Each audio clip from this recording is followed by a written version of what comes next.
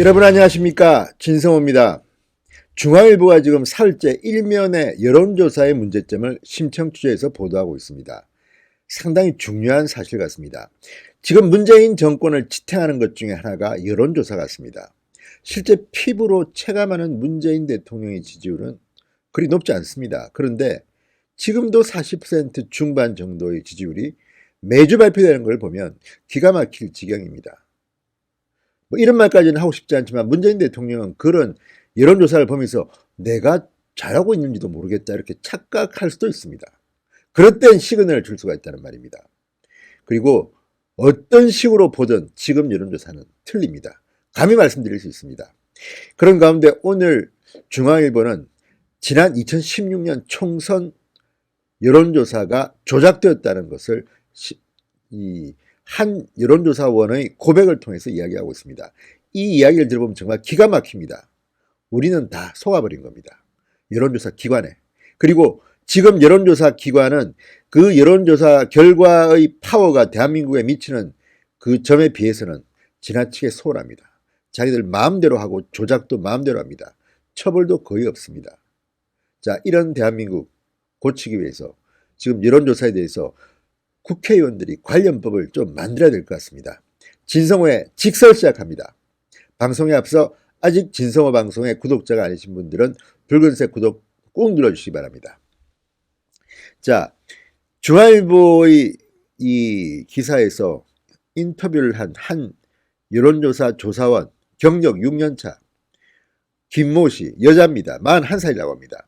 2016년 한 중소여론조사업체가 실시한 여론조사에 참여했다가 깜짝 놀랐다고 합니다. 그전에는 큰 회사에서 할 때는 이 지도도 받고 감시도 받았는데 이거는 완전히 조작을 시키더라는 겁니다. 대신에 다른 것보다 2배 많은 보수를 줬다고 합니다. 역시 여론 조작을 지시했다고 합니다. 웹에는 RDD, 그러니까 무작위 번호로 전화를 거는 RDD라고 속이고 실제로는 미리 명부를 활용해서 여론조사를 하라고 요구했다고 합니다. 이거는 무작위가 아니라 이미 확보된 여론조사 전화번호에 전화를 거는 겁니다. 자, 관리인이라고 소개한 30대 남성은 이 김씨 여론조사한테 시켰다고 합니다.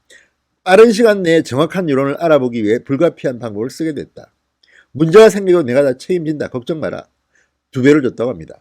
그리고 경기도 한 도시의 거주자 3,000명의 휴대전화번호를 비롯한 개인정보가 빽국이 담긴 파일을 줬다고 합니다. 그 중에는 붉은색으로 따로 표시한 우선 조사 대상도 있었다고 합니다. 그리고 DB가 있기 때문에 출근하지 말고 집에서 또는 원하는 장소에서 따로 조사하라고 했다고 합니다. 자, 김 씨는 중간에 그만뒀다고 하는데 아무튼 이렇게 조작을 지시한 사람들이 있었다는 겁니다. 이게 무슨 알들입니까? 꼼수지. 특정 후보한테 유리한 결과가 나올 수밖에 없는 전화번호를 미리 확보해서 전화를 거는 겁니다. 그리고 속이겠죠. 더구나 이 중앙일보의 기사에서 중요한 것은 이런 겁니다. 이것은 김영란법의 적용 대상도 아니라는 겁니다. 조사 결과의 왜곡을 청탁하는 외부의 유혹. 쉽게 넘어갑니다. 돈만 있으면 여론조사 마음껏 조작할 수 있다는 겁니다. 처벌도 거의 없습니다. 마음만 먹는다면 얼마든지 결과를 부풀리거나 특정 방향으로 여론을 왜곡할 수 있는 게 사실이라는 겁니다.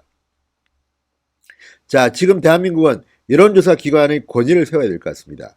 조사원 선발, 교육, 조사를 진행하는 방식, 결과 추출, 이게 검증된 회사만이 인정을 받을 수 있도록 법적인 게 아니라 이 명예를 통해서도 할 수 있도록 만들어야 되는데 지금 그렇지 못한 겁니다.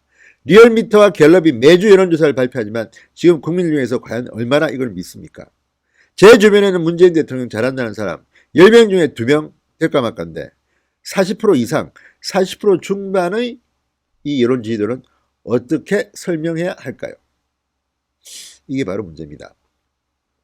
자, 특히 지금 정당도 문제입니다. 총선을 앞두고 공천을 할 때 여론조사 공천을 합니다. 여론조사를 해서 잘 나온 사람들을 공천하는 겁니다.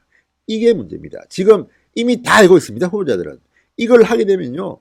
그 동네 사람들한테 돈을 주고 뭐 조직을 활용해서 전부 집에서 전화 대기하라고 합니다. 이런 식으로 하는 여론조사가 과연 공정한 건지. 자, 2014년 지방선거 때 3천만 원을 주기로 여러 번 여론조사를 했는데 전날까지도 내가 우세한 거로 나왔다. 그런데 결국 졌다. 자, 이건 한국당의 한 관계자의 회고입니다. 이런 것들을 보면 얼마나 여론조사가 지금 돈에 의해서 또는 특정한 권력에 의해서 농락당하고 있는지를 알 수가 있습니다. 그럼에도 불구하고 지금 여기에 대한 견제장치는 너무 없는 겁니다. 그러니까 지금 대통령의 지지도가 얼마다고 하면 상당히 광범위하게 퍼집니다. 물론 트렌드는 볼 수 있지만 과연 그게 옳은 것인지, 어떤 경우는 당연히 내려가야 되는데 올라가기도 하고, 예컨대 지난 얼마 뒤 조국 전 장관이 사퇴했을 때 갤럽은 4%인가 떨어지고 3, 4% 떨어지고 이쪽 리얼미터는 3, 4% 올라갔습니다. 같은 시기에 이렇게 될 수가 있습니까? 이게 바로 여론조사의 맹점입니다. 장난을 칠 수가 있다는 겁니다.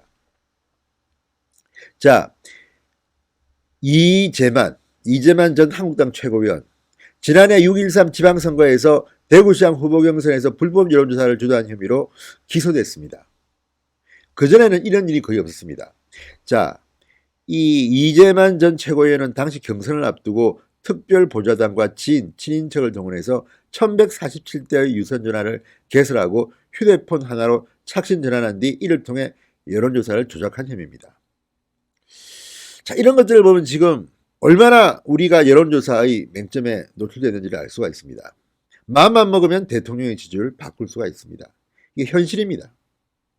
자, 이제 선거관리위원회나 우리 사법체계에서 이거를 견제할 수가 있어야 됩니다. 그러려면 법이 필요합니다. 자, 이 여론조사의 높아진 이상에 비교해서 이 모니터링이나 이 검정 시스템은 너무나도 허술합니다. 자, 업계 상위권 이런 곳은 몇 군데는 제대로 합니다만 대부분의 중소 여론조사 업체들이 과연 제대로 이것을 하는지 걸러내는지 알 수가 없습니다. 자, 이제 국회의원들이 하셔야 됩니다. 만약에 이렇게 잘못할 경우는 처벌을 엄격하게 강화해야 됩니다. 지금처럼 뭐 벌금 100만 원, 그 다음에 곧 좀 지나면 또다시 다른 회사 만들고 이런 식으로는 해결이 되지 않습니다. 선거관리위원회도 빨리 여기에 대한 특단의 대책을 세우시기 바랍니다. 이제 총선이 5개월여로 남았습니다. 또 공천을 앞두고 여론조사를 하겠죠. 또 여론조사 업체들은 돈을 왕창 벌겠죠. 돈을 또 많이 주면 또 조작을 하겠죠. 얼마 남지 않았습니다. 중앙일보의 의욕적인 3회에 걸친 일면 시리즈 여론조사 특집 정말 좋았습니다. 앞으로 중앙일보 보도를 근거로 해서 국회의원들 그리고 선거관리위원회가 대비책을 만들어 주시기 바랍니다. 진성호의 직설이었습니다. 여러분 감사합니다.